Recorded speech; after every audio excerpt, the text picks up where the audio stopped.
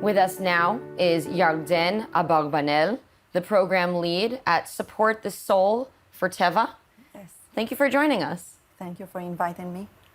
Absolutely. So let's begin by telling us about the idea for Support the Soul. Where did it come from? Where did it originate? And what motivated Teva to launch this program? Yes. Support the Soul was established quickly after October 7th by Teva Pharmaceutical with the mission to promote the trauma care and strengthen the Israeli resilience with the idea that we just need to do more in those hard times that Israel is facing with.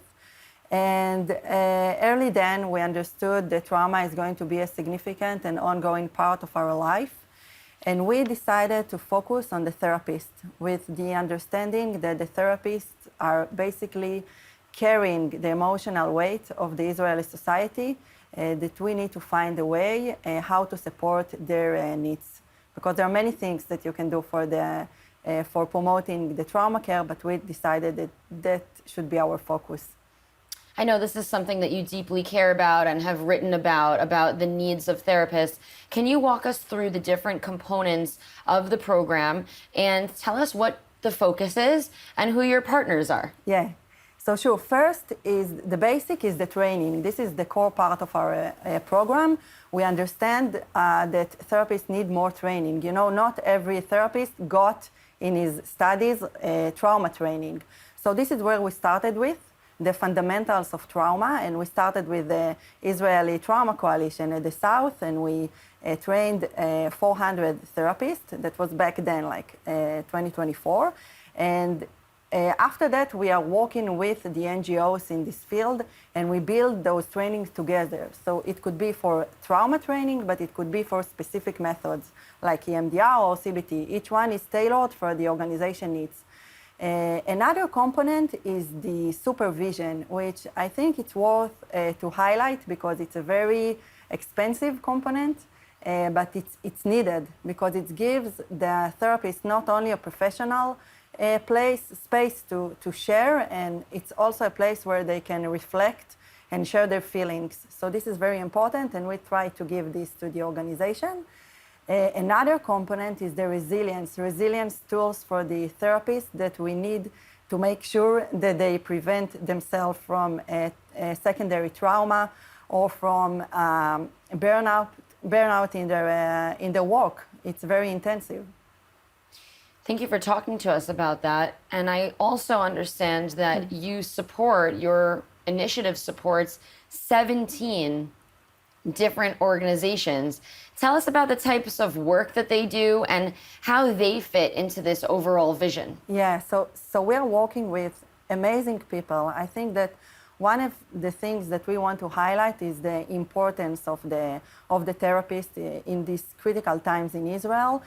So we are working with the leading organizations such as Natal and the Israeli Trauma Coalition, and also the Israeli Addiction Center that was just here, and with other organizations that give different solutions and to the trauma. You know, each one of us is different and need different treatment. It's not necessarily have to be in the clinic. So we are working with activities that can heal the trauma. And we have great partners all over the country, in the north, in the south. And we are open for more collaborations, and we are always looking for more NGOs that are looking for support. This is so dynamic that you're getting into the clinic, out of the clinic, dealing with a lot of different individuals and taking your work through many different places. We also understand that in addition, you're investing in technological innovation in the mental health space. Tell us, what does that involve? Yes, so the gap is big, right? The gap between the demand and the supply is big. And if you want to narrow this gap, you have to use technologies and be innovative.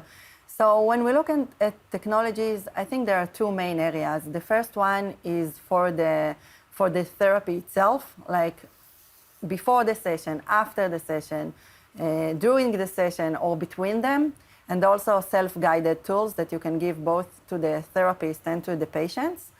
And the other area is for the symptoms, because we understand that if we can reduce the symptoms of PTSD and trauma, so we might reduce the need in a long-term therapy. So those are the two main things that we are looking for. And we are always supporting the research and the pilot for NGOs. So you're talking about the long-term aspect. Tell us a little bit about why that's important to your initiative to create something that's going to carry people through, maybe something that you can set up and work on at the beginning, but that's going to really have a long-term effect. Could you talk about that a little more? Yes, so I think that you are coming from the business sector. You understand it, that you need to build a good, stable infrastructure. And this is why I think Teva is doing this incredible thing that combine the understanding of the social impact with the business methods. And I think that building this infrastructure is critical. And those are the therapists. You know, unfortunately, we can't just produce new therapists. You can't have new psychologists. You can't have new social workers. Tomorrow, you know, it takes years. So this is why it's important to give the support and the tools to the current therapists and to keep them motivated and with the professional tools to give the best treatment. So tell us a little bit about something you're excited about that you're working on through the initiative that you can't wait to see roll out. Honestly, our program is touching like every day. We're meeting great people that are taking the responsibility for the situation in Israel. They just build those amazing organizations with the purpose and the mission, and it's a privilege to be around those people. And I think that every time that we see a training that is ending, just this week we finished the art therapy course with the Tamar organization with the Bedouin population in the south in Ben Gurion University. And that was exciting to see people that get more tools. And also they say that the training is not only for their patients, it's also for themselves. This is the place where they can reflect and basically heal their own soul. I really love that you're talking about the people on the ground that are taking the responsibility upon themselves to help the society. Yes. And I think that that's clearly what Teva is doing through Support the Soul. Thank you so much for leading it. Thank you so much for having us. And I have to say, we are always inviting more partners to join us, both NGOs and both philanthropic partners and business partners that want to take part. And together we can do a wider and deeper impact.